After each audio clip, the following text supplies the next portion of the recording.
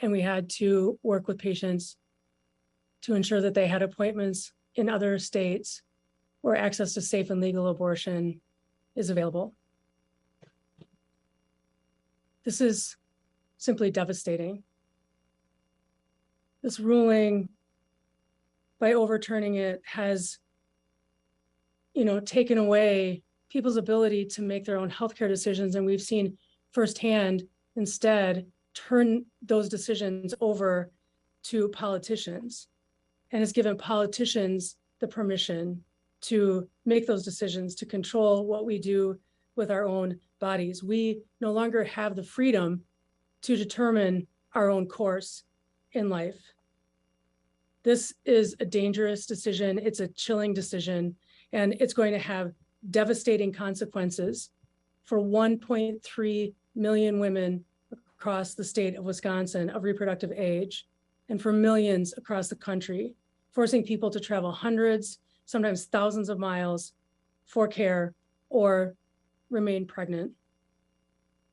Make no mistake, this decision goes beyond abortion. This is about who has power over you, who has the authority to make decisions for you, and who can control how your future is going to be. For nearly 90 years, Planned Parenthood's doors have remained open. And they've been open to provide people with the education and healthcare that they need to lead safe, healthy lives. Although abortion services are not available at PPWI for now, Planned Parenthood's doors are open across the state, and we are still here to help patients get the care that they need. This includes helping people who need an abortion access safe and legal abortion care. We can help people navigate. We encourage individuals who need an abortion to please contact Planned Parenthood Wisconsin. We can help people navigate to a state where abortion remains safe and legal, where their decision to make their own healthcare needs known is respected.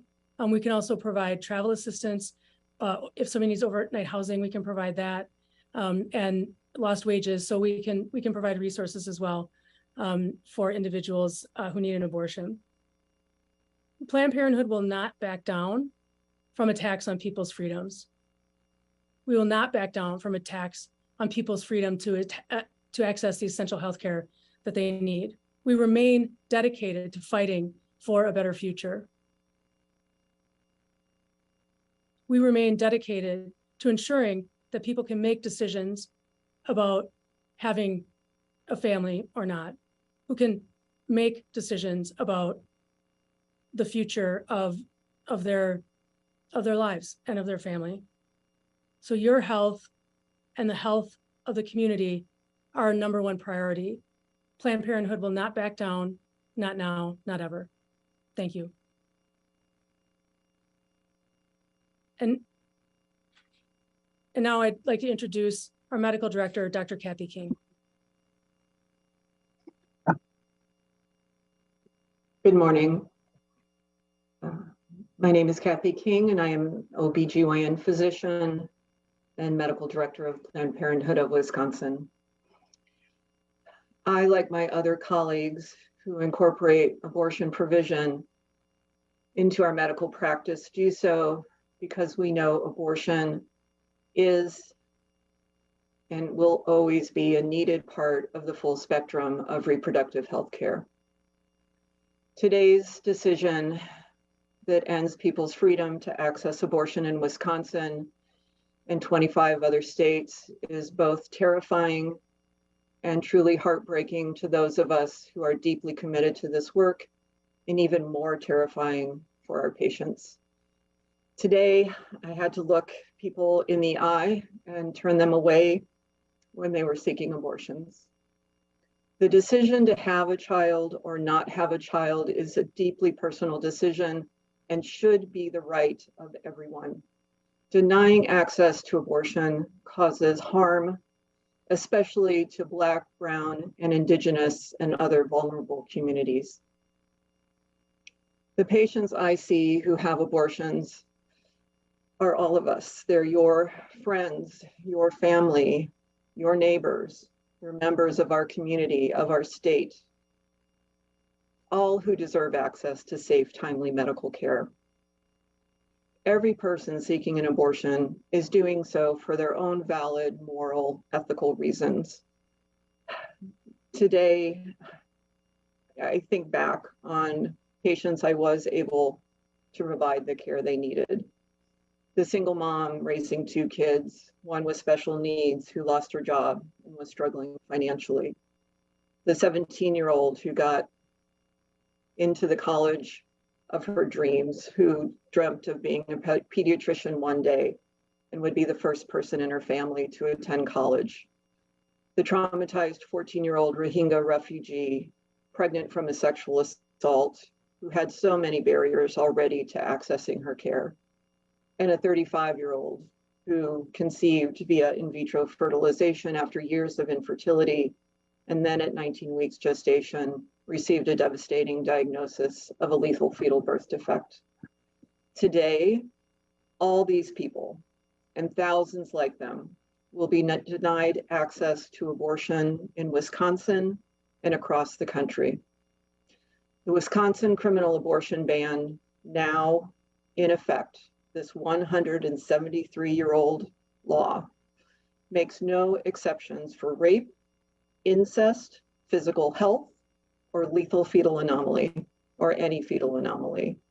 The only exception is to save a person's life.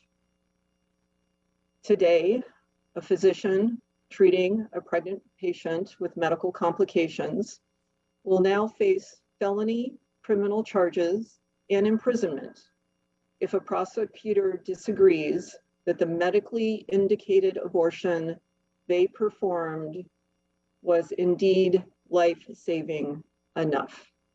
There is a real risk that medical care will be compromised and people will be harmed. We can't know every person's circumstances. What we do know, history has taught us this, is that banning abortions will not stop them in Wisconsin or in any other state. What we do know is it will delay access to care and make abortion less safe. Although abortion services, for now, are not currently available in Wisconsin, Planned Parenthood's doors across the state are open, and we are here to help. We are here to help patients get the care that they need. This includes helping patients access safe abortion care where it remains legal, offering financial assistance to obtain that care, and providing appropriate follow-up care when they return home. To ensure that patients in need of abortion care can access timely health care that meets their needs, Planned Parenthood of Wisconsin is recommending that patients continue to contact PPWI first to receive healthcare guidance and financial support if needed.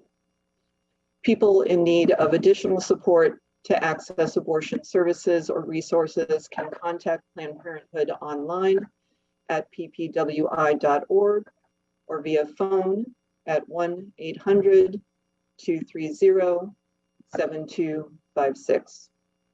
Our doors are open because everyone should have the freedom and power to control their own bodies and their own lives. Thank you. And now I will turn it over to Michelle Velasquez.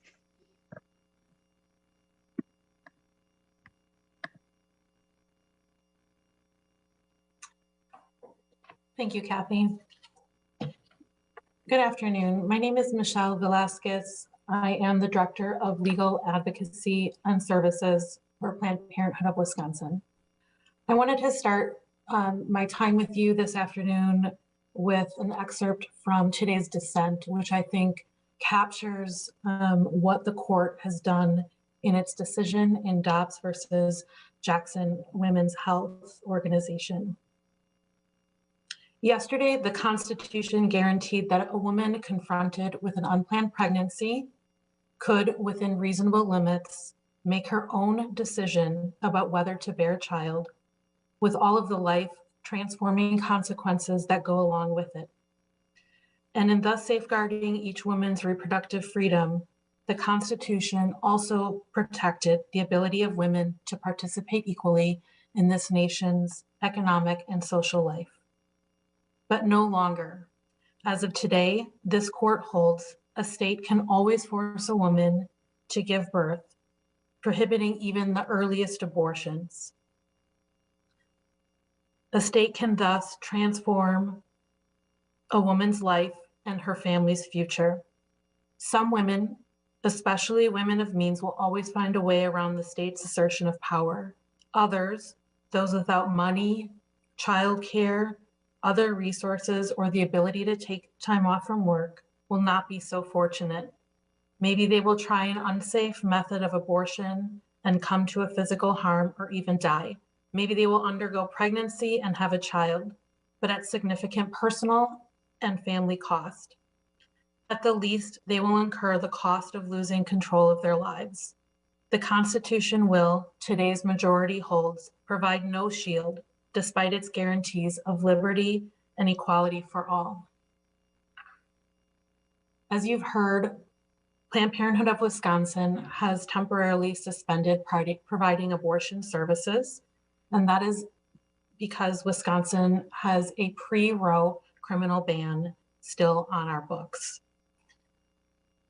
Until we receive clarification on the enforceability of that law, we will suspend providing abortion services and continue to explore all of our legal options. Many people have asked Planned Parenthood of Wisconsin why it would suspend abortion services when Attorney General Call has indicated that he would not expend the resources of his office to enforce that law and pursue criminal charges against medical providers. However, there are other considerations that Planned Parenthood of Wisconsin had to take when determining the best course of action. While we certainly appreciate the Attorney General's sentiment, we also had to consider the fact that there are 72 counties in the state with different district attorneys who may have different thoughts on the applicability of the law, and with the ability to pursue criminal charges, since most criminal charges are pursued by county prosecutors.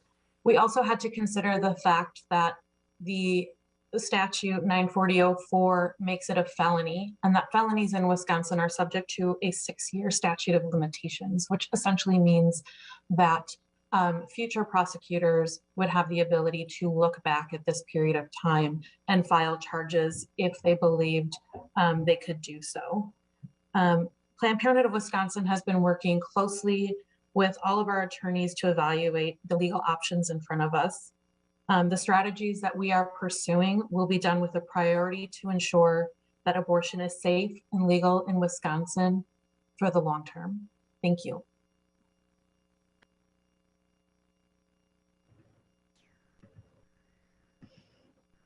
Thanks, everyone. We are now going to open up the Q&A portion of this call.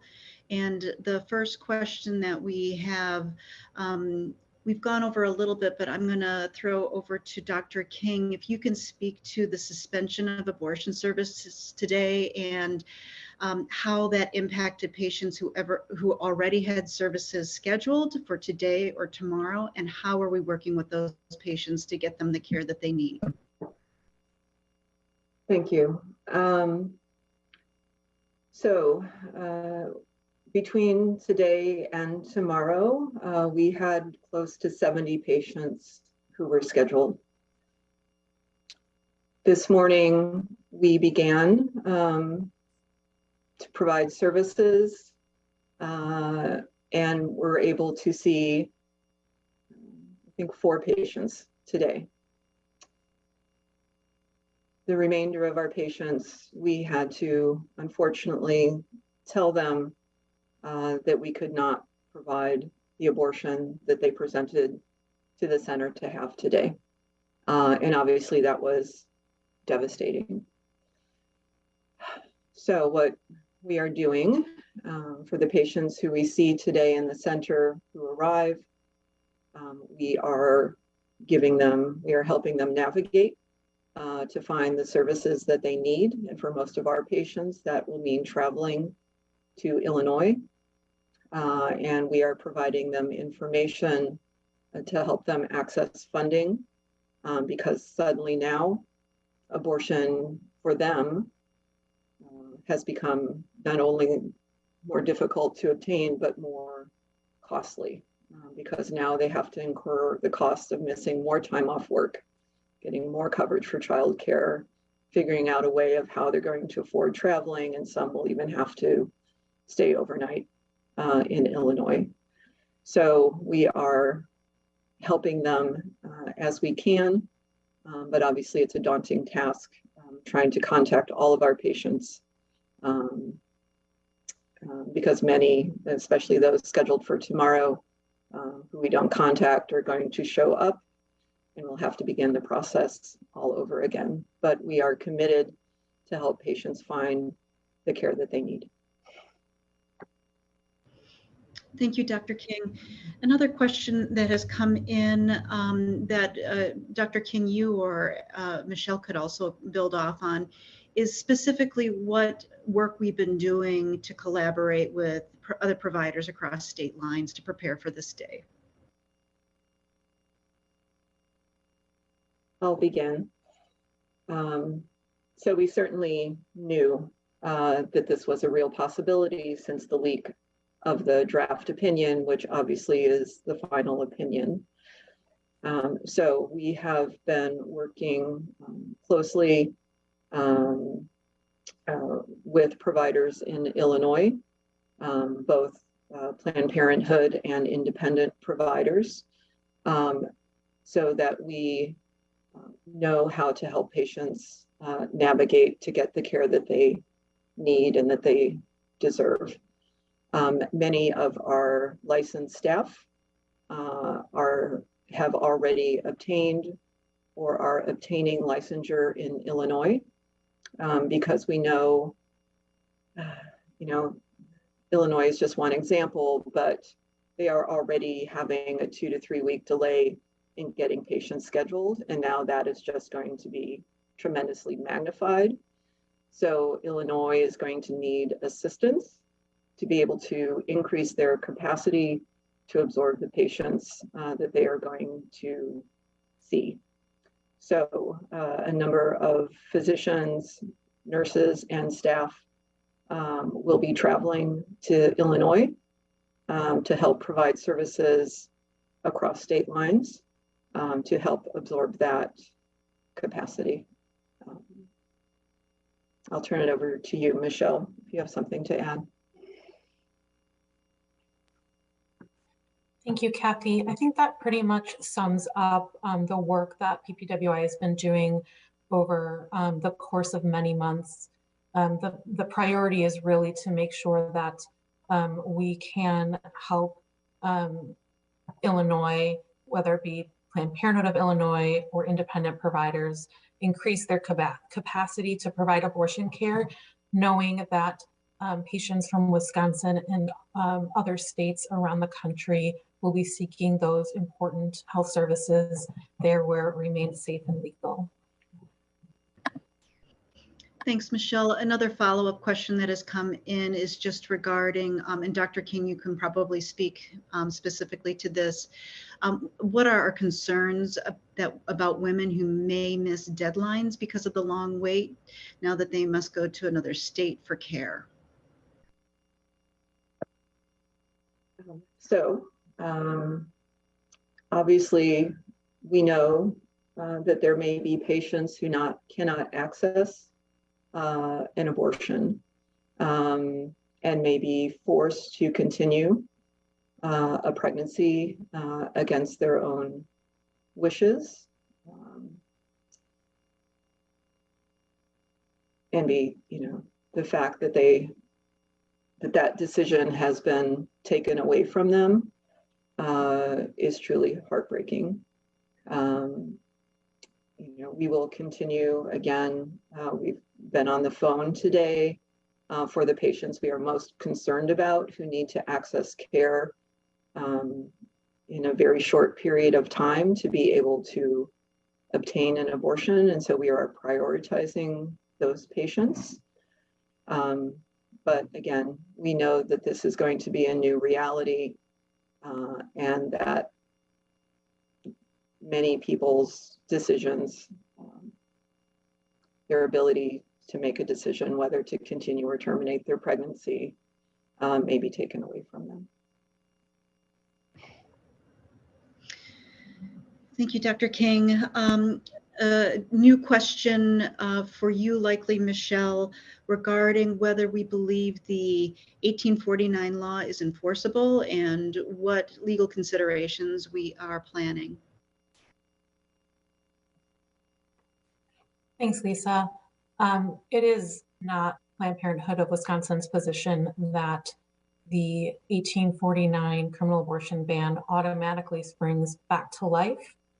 There have been many statutes and regulations passed concerning abortion since Roe v. Wade was decided in 1973.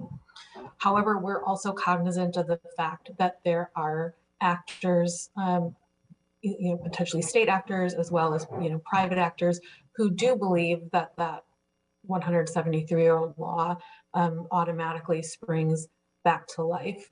And so while there's that, sort of open question, we have, as you already know, paused abortion care. Planned Parenthood of Wisconsin is, in its legal strategy, prioritizing protecting access to critical abortion care for the long term. And we have been and still are considering all of our legal options at this point. Thank you, Michelle. Just a couple of clarifying questions that have come in, and Dr. King and Tanya, you may want to speak to this. Just really clarify, what other services does Planned Parenthood of Wisconsin provide, first? And second of all, to clarify the difference between this case and its impact on birth control versus abortion services. I'll begin. So at Planned Parenthood of Wisconsin, we have 22 health centers across the state, and we provide full spectrum reproductive and sexual health care in 20 of those centers. We had 2 centers that were dedicated to providing abortion services, and then 1 center who provided family planning as well as medication abortion.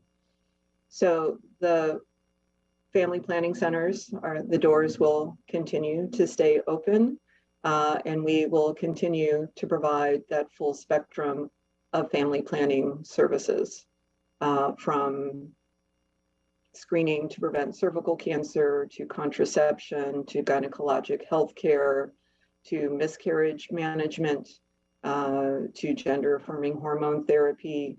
All those services will continue.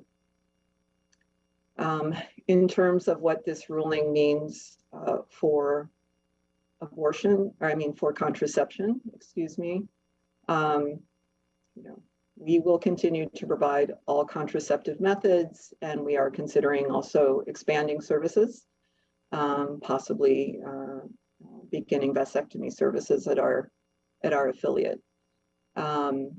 There is certainly some concern that I have heard that there are folks who will try to potentially ban certain types of contraception, such as IUDs or emergency contraception. I hope we never see that day, because again, this is basic healthcare. This is preventive medicine. But we are committed to continuing all the services that we can legally provide. And just to clarify, Dr. King, I'm seeing a couple of questions come in where I think we need to clarify the difference between emergency contraception and Plan B. Did you want to specify the difference between those two? So emergency contraception is medication. There's 2 types of emergency contraception available in the United States. One contains a drug called levonorgestrel, and there are varying brand names for that. One is called Plan B. The other one is called ulipristal acetate, which is the brand name is Ella. Both are used after unprotected intercourse. They work by preventing or delaying ovulation and thus preventing pregnancy. Those are used to prevent pregnancy. Once a pregnancy is established, those would not have any abortifacient or negative impact on an established pregnancy.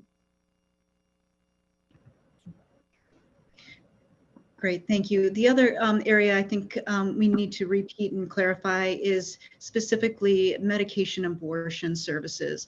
Will those be impacted by this decision today? And if so, where do people go to access that care?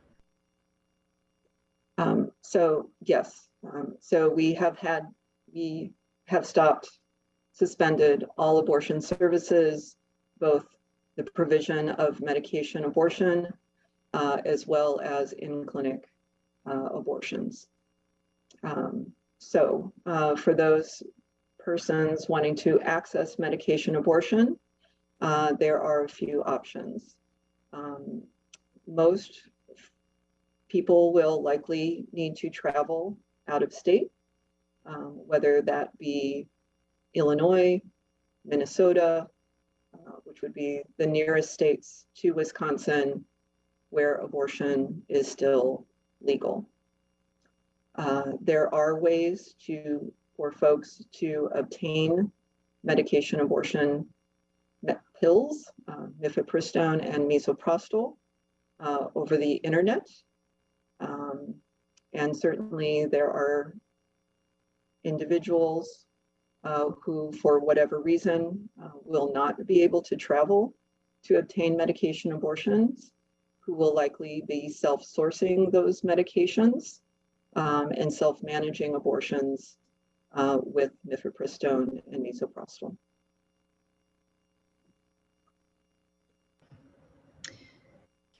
Thank you. And I just want to be sure, because I just saw a question come through, that people understand that this decision does impact our ability to provide medication abortion services. We cannot provide those through telemedicine.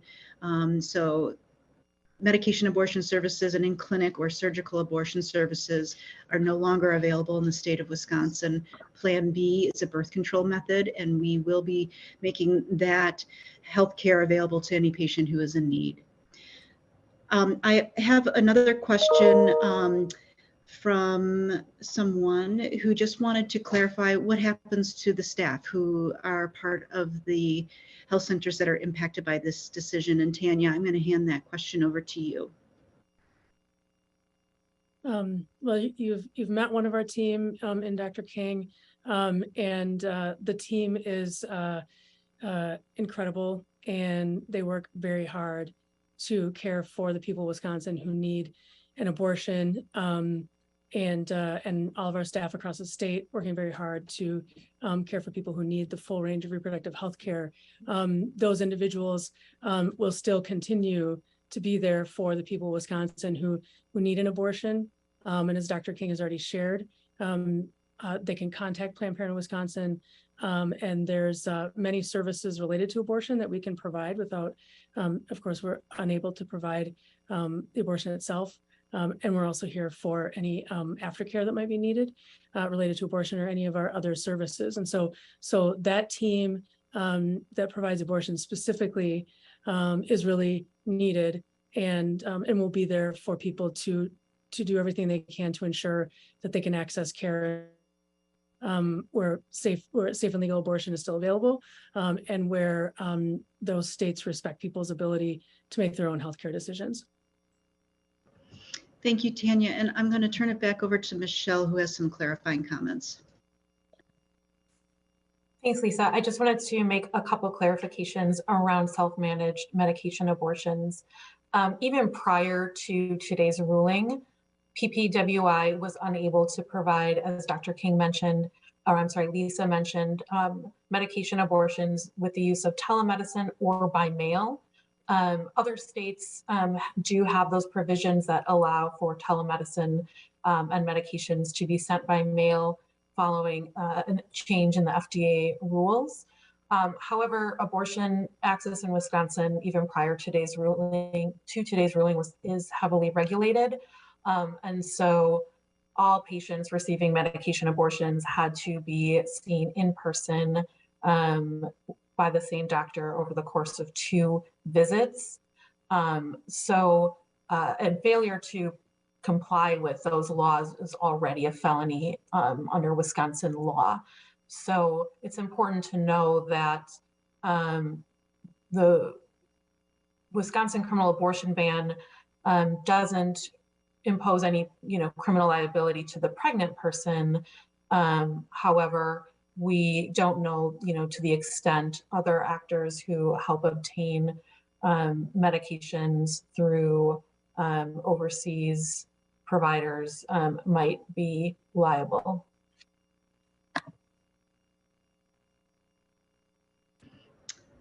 Thanks for that, Michelle. I do have one remaining question, unless others come in. Opened up to all 3 of you to just share any personal reflections on how you are feeling about the decision today.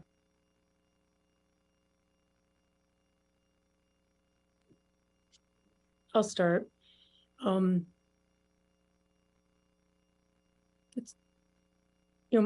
My thoughts have been squarely on the people of Wisconsin who may need access to an abortion, and the team that provides that care.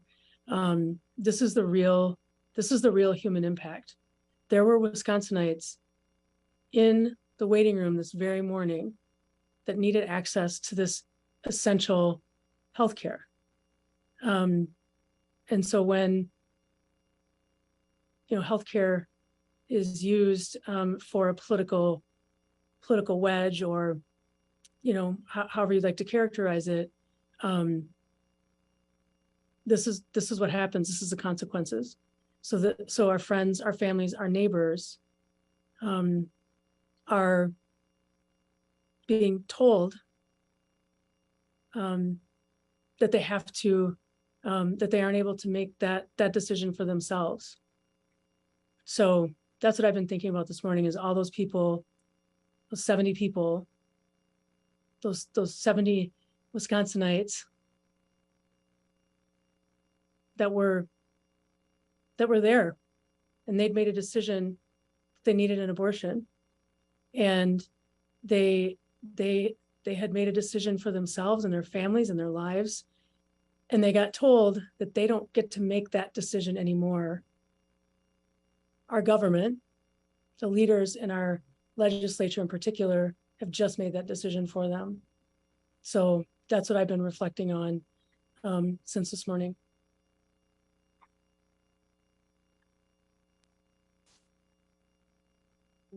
I would say, even though I expected that this would happen based on the leak, the reality of it, speaking on behalf of myself, my colleagues, our staff, this has really kind of shaken us to our core. The reality that we cannot provide this common, safe medical procedure for our patients is really devastating. And even though I know that abortion today, in this climate today, that people have access to much safer means than they had prior to Roe, I still fear for some people who don't have the ability to access a safe legal abortion, that some people will turn to drastic measures and inflict self-harm. And it's so unnecessary. We are in 2022. people should not have to desperately turn to unsafe methods to terminate a pregnancy. I find it completely unacceptable. And I hope we find a path forward, because people really deserve access to safe care.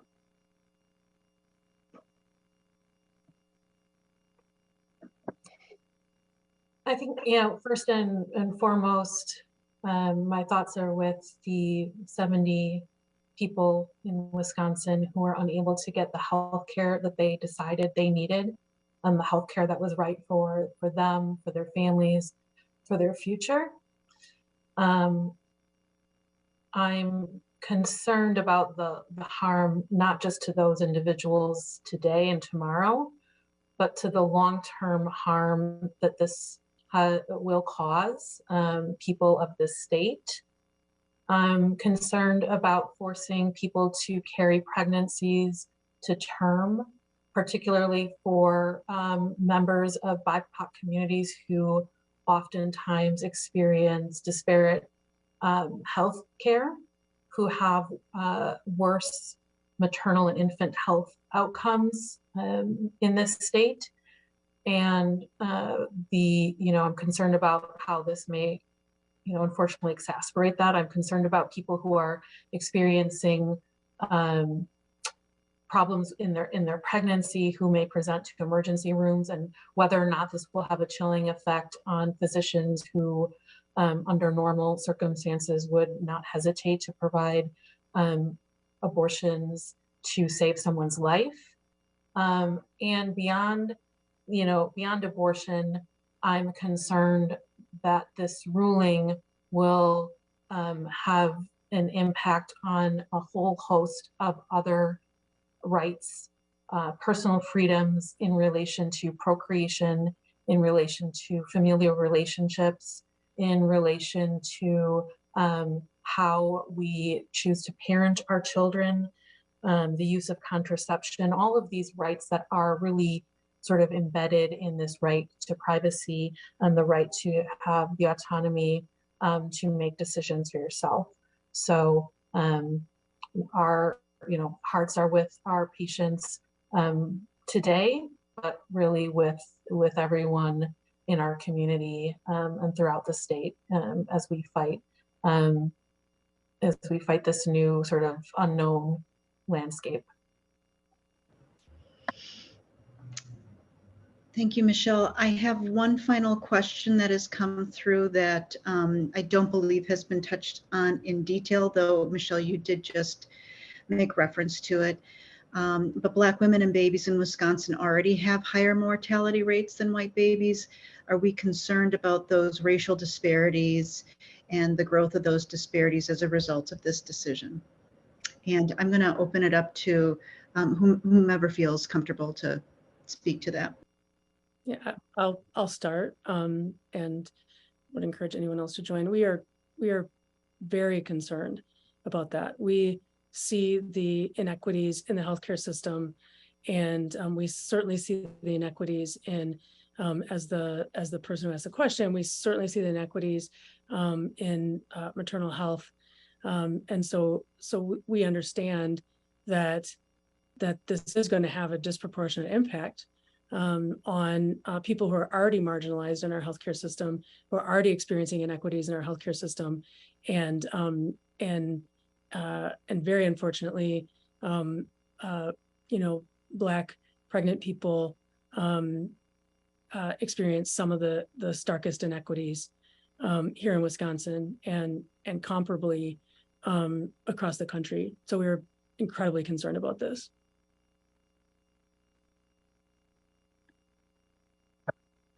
I will just echo that. Wisconsin, like many states across the country, has at least a threefold higher rate of maternal mortality for Black women compared to non-Black women. And Milwaukee has the highest rate of infant mortality of any location in the state. So it's already a huge problem. And because there is such a narrow exception to the law, that for individuals who already have health challenges that would make their pregnancy higher risk, you know, there are just going to be so many barriers for them to access abortion if that's what they choose to do, because they feel like that is the best option for themselves and the family that they already have. You know, there is an estimate with abortion, lack of abortion access. If Roe is overturned, that nationwide we could see a 20% increase in maternal mortality. So the risk to people's lives is real. And this lack of access will inflict harm, is the huge concern.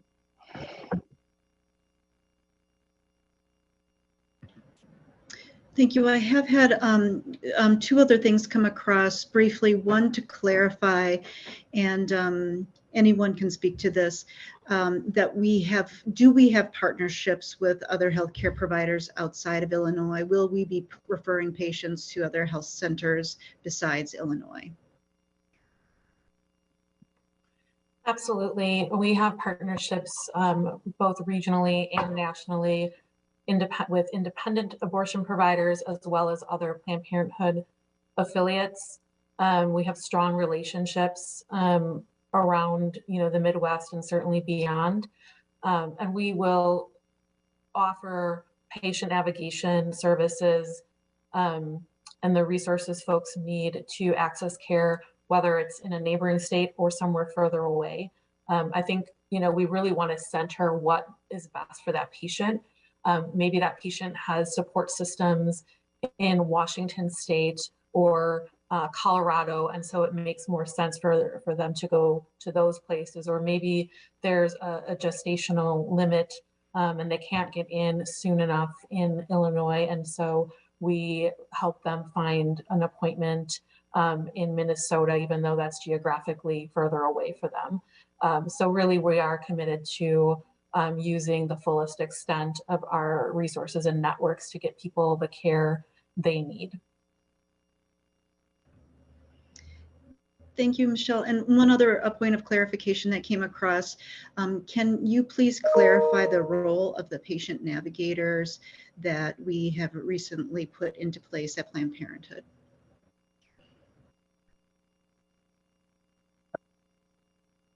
So the role of the patient navigator is going to be really crucial at this point in time.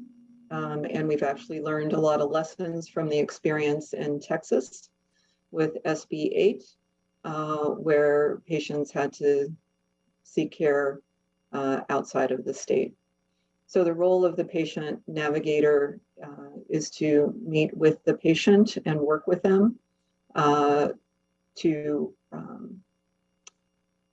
find the location that works best for them, where they can access a safe legal abortion.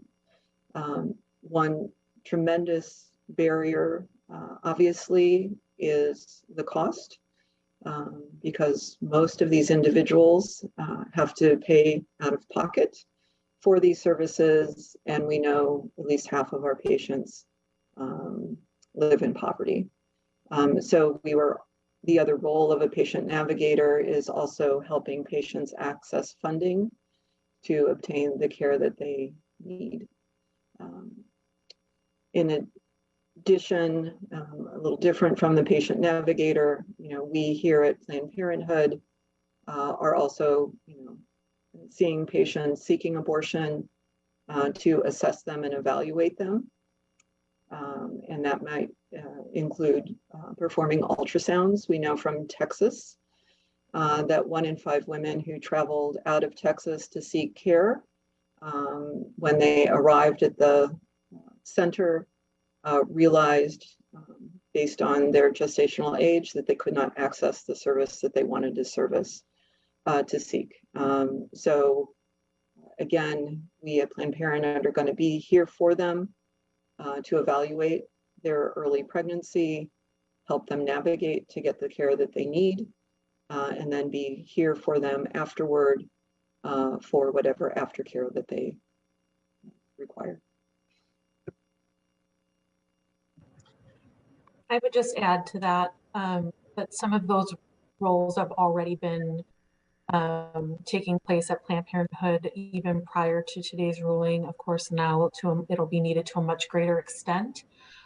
But people in Wisconsin already face hardships in seeking abortion care even prior to today's ruling, often driving long distances, having to have enough time to take off from work and the funds to do that, etc. And so PPWI already, has funds that are used for abortion care, whether it's transportation or the procedures itself. But of course, now the role of the patient navigator is even more critical and will be needed to a much greater extent. Thanks, Michelle. I think that for now completes the questions that have come through. I am going to just turn it over to Tanya Atkinson to see if she has any final thoughts that she wants to share. Thank you all again for joining us this afternoon and for your thoughtful questions. I think the main thing that I want to share, I will repeat again, if somebody needs an abortion in Wisconsin, we really encourage them to please reach out to Planned Parenthood of Wisconsin. And as you just heard, we can provide some of that care, and we can also help people navigate. And the final thing I would say is that Planned Parenthood of Wisconsin's priority is the health of the people of Wisconsin, and we will absolutely never give up, not now and not ever. Thank you. Thank you. That concludes today's call. Thank you, everyone, for joining us. Recording stopped. The recording has stopped.